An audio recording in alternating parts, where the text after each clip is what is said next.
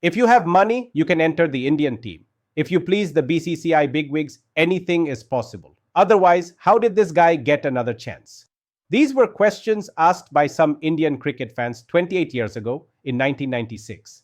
These doubts arose when the son of a millionaire made his way into the Indian team. It was a comeback after debuting in 1992 and then losing his spot. Many were uneasy about his return. Even local newspapers reported on these questions and protests. Who was he? He was none other than Sourav Ganguly, who entered the Test team with the label of being an undeserving selection, born with a silver spoon in his mouth. He wasn't alone. There was also Rahul Dravid, the Bangalore quota guy. How did both of them enter the Indian team? That's quite an eventful story. Welcome to Cricket and Critics. How did these two exceptional talents find their way into Indian cricket, and how did they perform after arriving? Let's examine how they were selected into the Test team in 1996. After losing in the semi-final of the 1996 World Cup held in India, the Indian team prepared for the England tour with significant changes. 3 batters and 3 bowlers made their debuts in this series. Bowlers: Prasad, Sunil Joshi, Paras Mambre. Batters: Ganguly, Rahul Dravid, Vikram Rathavar.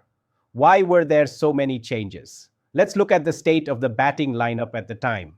From 1990 onwards, India's main batters were Sachin Tendulkar and Mohammad Azharuddin. Though players like Sidhu, Manjrekar and Kambli played good innings, the most consistent was clearly Tendulkar. These are the stats from the 5 years leading up to June 20th, 1996, from 1991 onwards. You can see here India's best batters based on batting average, among those who scored a minimum of 500 runs. During this period, Sachin Tendulkar had batted in the most innings and had the highest average among the team. Navjot Singh Sidhu and Vinod Kambli followed Tendulkar in terms of average. Tendulkar had batted at nearly double the average of the other prominent batters. Even in world cricket during that time, only Steve Waugh and Brian Lara had better averages than Tendulkar among players aged 18 to 23 with over 2,000 runs. If we look at overseas stats as well, the situation was no different. But by 1994, Kapil Dev, Ravi Shastri and Kiran Moore had all retired. If we take the stats after their retirement from the 2 years before the England series, Tendulkar was still India's best batter during that period. Until then, Manoj Prabhakar had opened both batting and bowling for India. But after the 1996 World Cup, he was dropped from the team. Though Vinod Kambli had played superbly at the start of his career, he lost form afterward. After scoring 3 centuries, including 2 double tons, in his debut year, he managed only 2 50s over the next 2 years. So he too was dropped for the England series. Prabhakar and Kambli's last test match was against New Zealand. Due to a fallout with captain Azharuddin, Navjot Singh Sidhu walked out mid-series and returned home. Another key batter, Sanjay Manjrekar, had managed only 3 half-centuries in his last 20 innings before the series.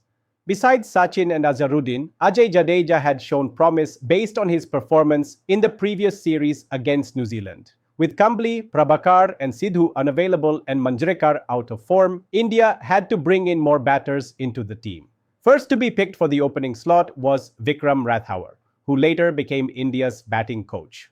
4 debutants in 1 test: Rathavar, Joshi, Prasad, Mahambre. The first test was full of drama. You might know what happened. Tendulkar scored a century while the rest of the batting collapsed. Tendulkar's century and Srinath's half-century were India's only notable scores across both innings. In the 3rd innings, when India was all out for 219, Tendulkar scored 122.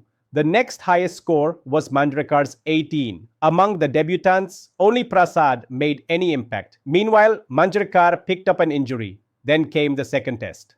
Manjrekar and Joshi were dropped from the Lord's Test squad. Mahambre, Rathavar and Prasad retained their spots. Was Manjrekar really injured, or was it a management decision to drop him? Don't know. Later, as a commentator, he accused Indian players of faking injuries, perhaps stemmed from his experience. 2 young Indian batters were brought in to replace Manjrekar and Joshi: Sourav Ganguly and Rahul Dravid. Dravid made his India debut. Ganguly made his Test debut. To those who mocked his selection as being due to his father's money, Ganguly responded by taking 2 key wickets in England's first innings. And then, in India's innings, he smashed a stunning century. scoring 131 to become the top scorer. Right behind him was Rahul Dravid, who heartbreakingly missed a debut century by just 5 runs, scoring 95. With these performances, they sealed their spots in the Indian batting lineup. Manjrekar's India career was effectively over. Though Ganguly scored 131 runs and took 3 wickets, the player of the match in that drawn test was England wicketkeeper Jack Russell for his first innings century. In the third test, Ajay Jadeja and Paras Mhambrey were dropped. Manjrekar got one more chance in place of Jadeja, while Mhambrey was replaced by Venkatapati Raju. India's batting shone. Sachin scored 177, Ganguly another century, Dravid made 89, and Manjrekar extended his career with a 52. In the second innings, Sachin again top scored with 74, Ganguly made 48. Ganguly also picked up 3 wickets, earning him the Player of the Match award. Though Ganguly wasn't overlooked this time, it was surprising that even after 2 brilliant innings, Sachin was once again not awarded. After Sachin single-handedly fought in the first test, followed by brilliant innings from 2 newcomers in the second, and then scoring 177 and 74 in the third, Harsha Bhogal once remarked, "Sachin had one thing to prove and remind everyone, who the real boss is." After this series in 1996, Dravid and Ganguly became permanent fixtures in India's batting lineup. Let's now look at how they performed in the years that followed. Here are the stats from June 1996 to May 2001. 5 years of Indian Test batting performances. At the top in runs, average, and centuries, Sachin Tendulkar. In second and fourth places, Rahul Dravid and Sourav Ganguly. In the next 5-year phase, 2001 to 2006, Rahul Dravid topped the chart, Ganguly was 6th. This was Dravid's golden period. From 2006 to 2011, Sachin returned to the top spot again. Ganguly was 5th and Dravid 6th. But since Ganguly retired in 2008, his total runs were naturally lower during that phase. Both of them, who debuted in the same test, went on to become captains of the Indian Test team. And for over a decade and a half, they stood as key pillars of Indian cricket. Thanks for watching. Don't forget to visit the channel for more cricket stats, history, and to learn the laws of the game. See you in the next video. Goodbye.